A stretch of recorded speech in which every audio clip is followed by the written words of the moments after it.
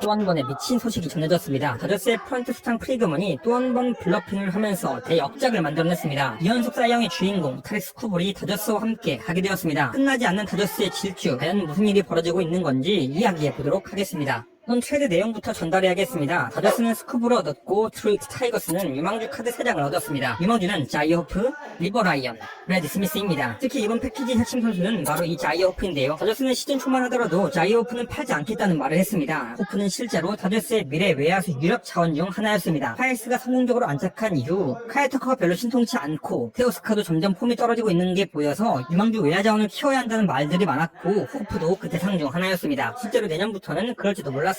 운동신경, 파워, 선구원 모든 분야에서 기대할 수 있는 자원이면 평이 많았습니다. 컨택 재능만 올릴 수 있다면 좋은 선수가 될 확률이 높다는 평이었습니다. 그리고 리버 라이언 27세 우왕 선발 투수로 유망주라기보단 당장 메이저에서 던질 수 있는 측정감 선발 후보입니다. 95마일에서 100마일 사이의 포심을 던지며 커터, 커브, 체인지업 등을 잘 활용하는 선수입니다. 당장 내년부터 스탑갭으로 활용해 디트로이트의 선발 로테이션 한 자리를 꿰찰 수도 있습니다. 하지만 이 선수는 이미 유리몸이란 판정이 되어 있어서 올해는 못 쓸 것으로 저는 생각하긴 합니다. 그리고 브래드 스미스 21세 우한 투수로 23년 드래프트 3락 95순위 픽으로 꽤나 높은 순위의 자원입니다. 포심의 구속은 빠르지 않지만 수직 움직임이 좋아 뿔끝이 좋다는 평가가 있습니다. 그리고 특히 체인지업이 메이저급으로 평가받으며 포심의 제구력과 세 번째 구종, 브레이킹볼에 대한 완성도만 하나 올리면 3에서 4선 발표 활약도 기대할 수 있는 자원이란 평입니다. 다저스의 높은 투수 육성 시스템에서 성장될 것으로 기대되었는데 어쨌든 팀을 옮기는 것이기에 앞으로 어떤 성장세를 보일지는 미지수겠네요. 스쿠볼의 이름값을 생각하면 별로 화려하지 않은 것 같지만 다저스가 스쿠볼을 쓸 수 있는 건 현실적으로 기껏해야 프로까지 4개월 뿐입니다. 4개월 쓰는데 팀 내 최고 유망주 하나와 그리고 주력 유망주 선발카드 2장을 내준 셈이죠. 당장의 평가를 보면 제 개인적인 생각으론 윈윈이라고 생각합니다. 우선 다저스의 입장부터 보면 첫 번째 이유는 다저스의 이번 시즌 선발 투수는 진짜 문제였거든요. 근데 스쿠볼이 합류를 한다? 말해보야 하겠습니까? 정상적으로 프로배쯤 다 돌아온다고 보면 스쿠볼, 야마모토, 스넬, 오타니, 글래스노우를 굴릴 수 있습니다. 정말 말 안 되는 수준인데요. 그 어떤 팀의 선발 자원을 비벼도 비벼지지가 않습니다. 물론 스넬과 글래스노우가 돌아온다는 가정하에요. 두 번째는 경쟁팀의 전력 강화를 방해합니다. 이번 시즌 다저스는 카일 터커를 영입하면서 압도적인 클래스 차이를 보여줄 것으로 보였지만 선발 투수 쪽에서 구멍이 크게 나고 카일 터커는 생각보다 별로여서 진짜 압도적인 그런 느낌은 또 못 내고 있었거든요. 이런 상황에서 만약 스쿠볼이 경쟁팀인 미러키나 필리스 또는 아메리칸 리그의 템파베이 같은 쪽으로 갔다면 황색 신호 등까지는 뜰 수 있기도 했는데 그걸 또 막아낸 것이기도 합니다. 세 번째는 스쿠볼이기 때문인데요. 다저스의 염원은 그냥 닥치고 쓰리 핏입니다. 그리고 오베프가 조금이라도 멀쩡할 때 우승 횟수를 더 만드는 것이고요. 그래서 이번 세 번째 우승이 정말 중요합니다. 이걸 해낸다면 역사에 한 페이지 쓰는 것과 동시에 4, 5연속 우승을 할 수 있는 큰 틀을 마련할 수 있거든요. 그런데 그걸 위한 퍼즐 조각이 다른 누구도 아닌 타렉 스쿠볼입니다. 팔꿈치 수술을 하고 오기도 해서 지난 2년과 같은 포스를 내뿜고 있지는 않지만 16게임 96이닝 ERA 2.79로 좋은 성적을 기록하고 있고 갈수록 더 좋아질 것을 기대할 수 있기에 이 딜은 다저스 입장에선 무조건 오케이일 수밖에 없습니다. 한편 디트로이트는 어차피 계약은 물 건너간 4개월 단기 코스 선수를 내주는데 어떤 유망주 주력 자원을 데리고 오느냐 이게 가장 키포인트였는데요. 그 자원으로 자이오프는 진짜 좋은 카드라고 생각할 겁니다. 이번 시즌의 디트로이트는 투수 딜런 딩글러, 유격수 케빈 맥고니글 2명의 유력 유망주 자원이 터지면서 진짜 미래 충만한 타선이 되었거든요. 거기다 23년 1라운드 전체 3번인 맥스 클락도 이제 1군 데뷔를 해서 내년부터는 주전 중견수 자리를 맡을 것도 같고요. 포텐셜로 보면 진짜 질입니다. 외야 그림이 라일리 그린, 맥스 클락, 자이 호프 내년부터 다시 달릴 준비를 할 생각으로 호프, 스미스, 라이언 3장은 정말 잘 받아왔다 생각이 되네요.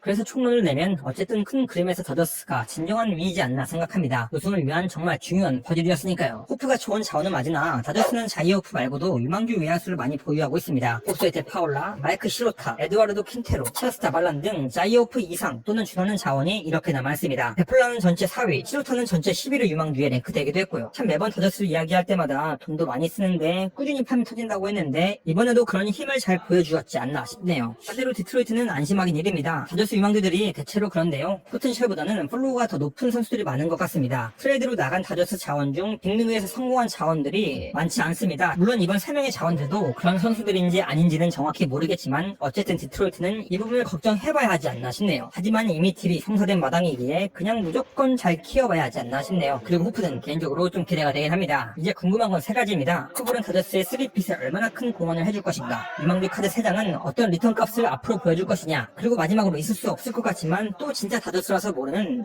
과연 다저스는 스쿠버를 장기 계약으로 묶을 수 있겠는가. 과연 앞으로 어떤 그림이 펼쳐질지 이번 프롭도 다저스 중심으로 서사가 풀어질 것 같은데 상당히 흥미롭네요. 또 주요 트레이드 소식이 있다면 짧게라도 이렇게 전달해 드리도록 하겠습니다. 오늘의 영상은 여기까지입니다. 감사합니다.